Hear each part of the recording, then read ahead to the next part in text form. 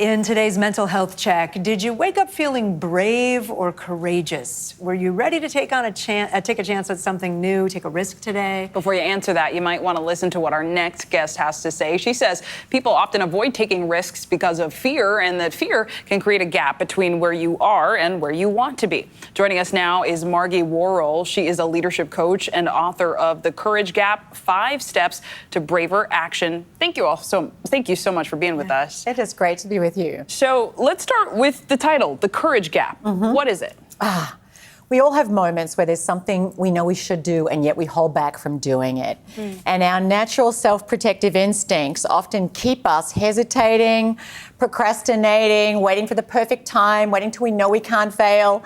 And so it creates a gap between our ability to take action and what we do. And it takes courage to step forward, amid our fears and doubts and the unknowns, and do that very thing. Easy to say, it takes courage. How? How do you build that courage when in the face of fear, when you're feeling afraid? Yeah, well, just recognizing no one's born brave. We have to build it. Courage is a muscle. It's like going to the gym. If you haven't been for a long time, you go along, you lift a few pounds, and you're like, really, it's hard.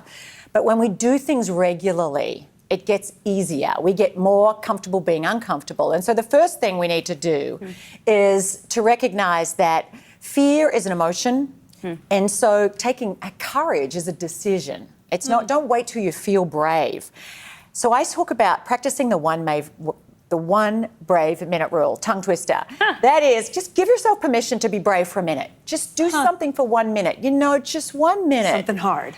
Can actually change the trajectory of our lives. And often we stress about doing things. Oh my gosh, what if it goes terribly? What if I fail? And then when people do it, they discover, actually, it wasn't that bad. I should have done it ages ago. Yeah. I mean, what do you think keeps people from engaging with that bravery? We were talking with as a team about how sometimes fear is a good thing, right? It keeps us from maybe facing embarrassment or other things. But you're saying to lean into the bravery. Look, we wouldn't be here today if we didn't feel fear. So it's not that fear is all bad. It's just that so often, and particularly in this culture where we're being bombarded, where we live on devices with news feeds engineered to make us feel anxious and insecure, often we have a magnified perception of all the dangers. And so we have more fear than is serving us. More people struggle with anxiety today than have ever struggled before. It's actually the safest time in human history to be alive.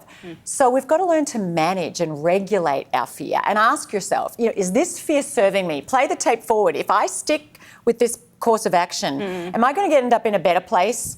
Because we're really lousy at putting ourselves in the shoes of us 5 months, a year from now. And often we don't do the very things that would put us in a place where we'd be more secure over time.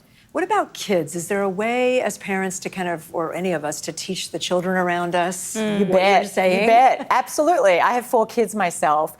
And I think often as parents, we are protective of our children. But when you wrap them in cotton wool, you're depriving them of the very experiences that would build their courage muscles for life, to learn how to fall over and pick themselves back up. And so I think as parents, we have to normalize risk, not try and eradicate it. We need to encourage our kids to do things where they mightn't succeed, where they learn the resilience to pick yourself up when you fall.